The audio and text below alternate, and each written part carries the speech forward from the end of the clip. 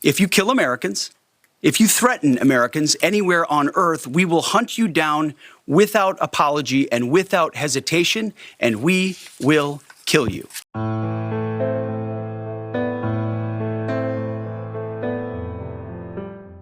Mu burasirazuba bwo hagati ibintu bigiye guhindura isura. Leta zunze ubumwe za Amerika zamaje gukomeza imirwano mu buryo butari busanzwe, aho zigiye kohereza abasirikare benshi mu burasirazuba bwo hagati, yaba muri Israel ndetse no mu bindi bihugu bitandukanye, aho Hezbollah nayo yamaze kwinjira mu mirwano, aho yatangiye kurasa kuri Israel nayo mu gusubiza ikaba iri kurasa ku murwa mukuru wa Liban. Byifashe bite magingaya? Reka mbagezeho uko updates zihagaze kugeza izi saha. Ku wa mbere tariki 2 Werurwe, Minisiteri y'Ingabo ya Amerika Pentagon yagabanyije impungenge z'uko igitero cya Leta zunze ubumwe za Amerika kuri Iran gishobora gushora Amerika mu yindi ntambara nshya kandi y'urudaca mu burasirazuba bwo hagati. Nubwo abayobozi banze gutanga igihe ntarengwa iyi ntambara izarangirira, ndetse bakaburira ko biteza abandi basirikare ba Amerika benshi bazasiga ubuzima cyangwa bagakomereka. Kuwa gatandatu, Leta zunze ubumwe za Amerika na Israel byagabye ibitero bikomeye cyane kuri Iran bitigeze bibaho mu myaka za 40 ishize, byishe umuyobozi w'ikirenga Ayatollah Ali Khamenei, biroha amato y'intambara ya Iran, ndetse kugeza ubu bimaze kurasa ibyerekezo birenga 1000. Mu kiganiro cya mbere Pentagon yagiranye n'abanyamakuru kuva amakimbirane yatangira, General wa Amerika Dan Kane, umugaba mukuru w'ingabo zihuriweho, yabwiye abanyamakuru ko bizatwara igihe kugira ngo bagere ku ntego za gisirikare za Amerika muri Iran. Umunyamabanga w'ingabo Pete Hegseth yagaragaje izo ntego mu buryo bwa gisirikare mbere na mbere, avuga ko Pentagon yashaka gusenya igisirikare cyo mu mazi cya Iran n'ubushobozi bwayo bwagutse bw'ibisasu bya misile bishobora gukingira ibikorwa byose by'ibanga bya Tehran byo gukora intwaro za kirimbuzi nucleaire mu bihe biri imbere.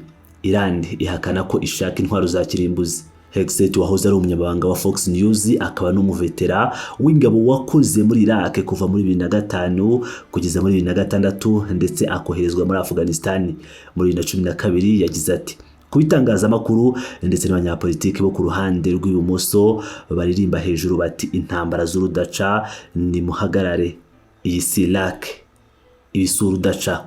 Nyamara Hegseth yasetse umunyamakuru wamubajije ibijyanye n'igihe iki gikorwa kizamara, avuga ko Trump adashobora gushyiraho igitutu na nyuma y'uko perezida wa Amerika atangaje ko ku cyumweru k'ibitero kuri Iran bishobora gukomeza mu byumweru 4 biri imbere.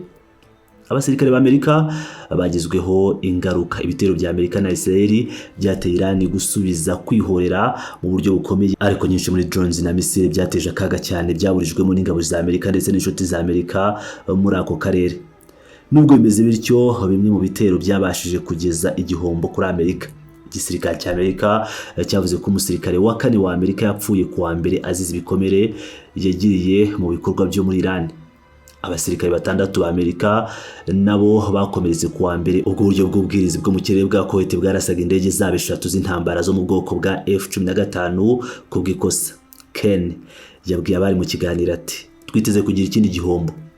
Yongeraho ko Leta zunze ubumwe za Amerika zizakora ibishoboka byose kugira ngo zigabanye igihombo cyazo, ariko ko ibi ari ibikorwa by'intambara bikomeye.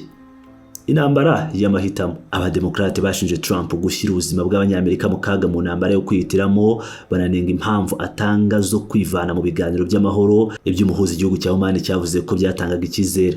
Trump yashimangiye nta bimenyetso atanze ko Iran yari mu nzira yo kubona vuba ubushobozi bwo kurasa Leta zunze ubumwe za Amerika ikoresha misile za ballistic. Ibyo yavuze kuri izi misile ntibishyigikiwe na raporo z'inzego z'ubutasi za Amerika kandi byasaga n'ibikabyo, nk'uko amakuru aturuka mu bantu bazi neza izo raporo yabibwiye Reuters. Abayobozi b'ubutegetsi bwa Trump bemeye mu biganiro byabereye mu muhezo n'abayobozi b'inteko ishinga amategeko ku cyumweru ko nanone nta butasi bwagaragaza ko Iran yateganyaga kubanza kugaba ibitero ku ngabo za Amerika nk'uko abantu babiri bazi neza iki kibazo babivuze. Ibyo byagaragaye nk'ibivuguruza amagambo yavuzwe n'abayobozi bakuru b'ubutegetsi ku wa gatandatu ko Trump yafashe icyemezo cyo kugaba ibitero igice kimwe abitewe n'ibimenyetso by'uko abanya-Iran bashobora kurasa ingabo za Amerika mu burasirazuba bwo hagati, wenda mu rwego rwo kwitanga ngo babatange imbere.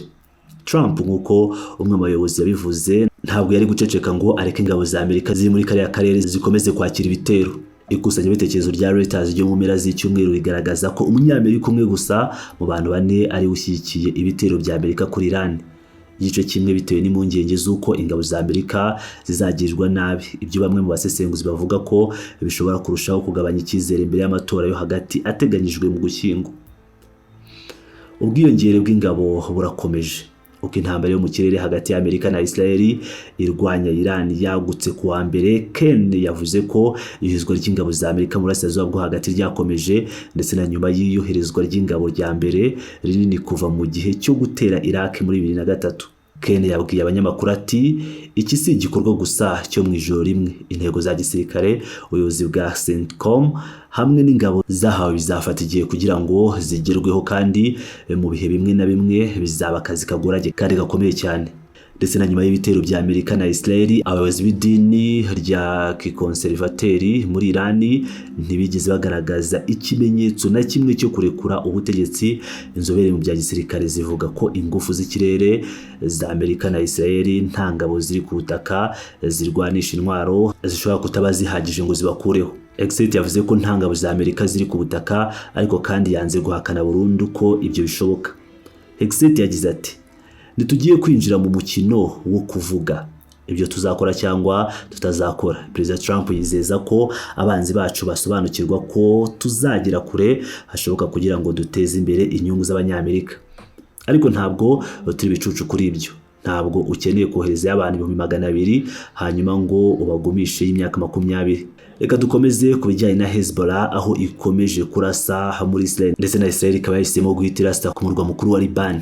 Ku ya kabiri 2026 mu gihe cy'intambara ikomeje hagati ya Israel, Leta Zunze Ubumwe za Amerika na Iran, tutibagiye umutwe wa Hezbollah uhagarariye inyungu za Iran muri Liban watangiye kurasa ibisasu bya misile kuri Israel mu rwego rwo kwihorera kw'iyicwa ry'umuyobozi w'ikirenga wa Iran Ali Khamenei. Mu gusubiza, Israel yatangiye kugaba ibitero i Beirut, umurwa mukuru wa Liban.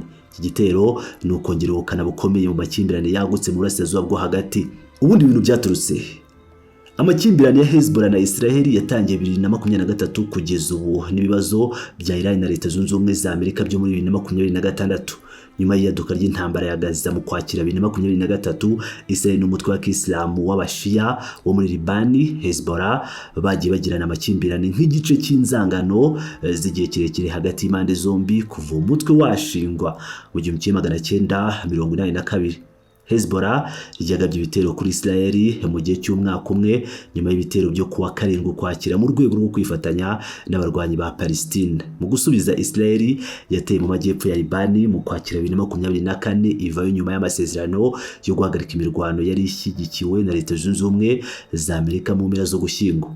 Ariko yari yabanje kwica umuyobozi wa Hezbollah, umunyedini Hassani Nasrallah. Hagati y'Ugushyingo 2024 na Werurwe 2026 habayeho ihonyora ry'amasezerano yo guhagarika imirwano inshuro nyinshi hagati y'impande zombi, aho Israel yakomeje kugaba ibitero hafi ya buri munsi muri Liban umwaka umwe nyuma y'ihagarikwa ry'imirwano. Ku ya 28 Gashyantare 2026, Leta Zunze Ubumwe za Amerika na Israel byatangije igitero gihuriweho kuri Iran, ari ryo huriro ry'ibibazo bya politike byari byaratangiye mu ntangiriro z'umwaka. Hezbollah yamaganye ibyo bitero ivuga iti twizeye ko umwanzi w'umunyamerika n'umunya-Israel azakubitwa urushyi rukomeye kandi nta kindi azasarura uretse gutsindwa biturutse ku gitero cye cy'igitutu n'ubugizi bwa nabi. Muri icyo gitero, Israel yishe umuyobozi w'ikirenga wa Iran Ali Khamenei nyuma y'uko Iran yemeje urupfu rwe. Ku ya 2 Werurwe, umunyamabanga mukuru wa Hezbollah Naim Qassem yiyemeje kwihorera no gukora inshingano zacu zo guhangana n'icyo gitero. Ayo ni amagambo ye, avuga ko Hezbollah itazasiga ikibuga cy'icyubahiro n'ubudahangarwa. Ibijyanye n'ibitero, ku ya 2 Werurwe, Hezbollah yarashe ibisasu byinshi bya roketi mu majyaruguru ya Israel, akaba ari ubwa mbere ibikoze kuva habaho ihagarikwa ry'imirwano ryo muri 2024. Yibasiye ikigo cya misile zishinzwe kwirwanaho mu majyepfo ya Haifa. Ingabo za Israel IDF zavuze ko zarashe roketi imwe yaturutse muri Liban, zireka izindi nyinshi zigwa mu bice byeruye. Mu gusubiza, indege z'intambara za Israel zarashe umurwa mukuru wa Liban, Beirut, saa 9 z'ijoro ku isaha yaho, zitanga amabwiriza yo kwimura abasivile mu midugudu 50 yo mu majyepfo ya Liban no mu kibaya cya Bekaa. Igisirikare cya Irani cyavuze ko cyagabye ibitero byizewe kandi byibasiye ibintu by'iterabwoba byo ku rwego rwo hejuru by'umutwe w'iterabwoba wa Hezbollah mu gace ka Beirut, hamwe n'ikintu gikuru cy'iterabwoba cy'umutwe w'iterabwoba wa Hezbollah mu majyepfo ya Liban. Raporo za mbere zagaragaje ko abaribasiwe bari Naim Qassem na Mohamed Rad. Nyuma ya Ali Hadak yatangaje ko aho Rad aherereye hatazwi kandi ivuga ko umurambo we washakishwaga mu matongo. Abahitanywe n'ibitero ndetse n'inkomere. Minisiteri y'ubuzima ya Libani yatangaje ko nibura abantu 31 bishwe naho 149 bagakomereka muri ibyo bitero. Aho abantu 20 bishwe, abandi 91 bagakomerekera mu nkengero z'amajyepfo ya Beirut, naho abantu 11 bishwe, abandi 58 bakomerekera mu majyepfo ya Libani. Iyimuka ry'abasivile ryabaye rinini cyane, aho imiryango yahungaga uduce tw'amajyepfo yerekeza mu mijyi nka Sidon. Nimugoroba IDF, igisirikare cya Israeli, cyatangaje ko umuyobozi w'icyubahiro gikuru cy'ubutasi cya Hezbollah Hussein Makled yishwe mu gitero cya nijoro i Beirut. Itangazamakuru ryaho naryo ryatangaje urupfu rwa mwene wabo wa nyakwigendera Muhammad Hussein Fadala hamwe n'umugore we kubera ibitero byagabwe i Halet Leik. Ku ya 2026, Minisitiri w'Intebe wa Libani Nawaf Salamu yamaganye ibitero bya rocket na drone bya Hezbollah bituruka mu majyepfo ya Libani, abyita ibikorwa by'ubushishozi buke biri hanze y'ububasha bwa leta ya Libani bishyira umutekano w'igihugu mu kaga. Nubwo yashimangiye ko ibikorwa byose bya gisirikare bigomba kuba munsi y'ubugenzuzi bwa guverinoma, ntabwo yari yatangaza ku mugaragaro ko Hezbollah itemewe n'amategeko, ahubwo yibanze gusa ku gukumira ibikorwa byitwaje intwaro bitabyemerewe. Nyuma y'inama y'abaminisitiri yihutirwa yatumijwe kare mu gitondo mu gihe ibitero byarushagaho gukara, Salam yatangaje ko habujijwe burundu ibikorwa byose bya gisirikare bya Hezbollah, asaba uwo mutwe gushyikiriza intwaro zawo leta kandi ukagarukira gusa mu bikorwa bya politike. Yashimangiye ko ibyemezo by'intambara n'amahoro byemewe gusa na leta.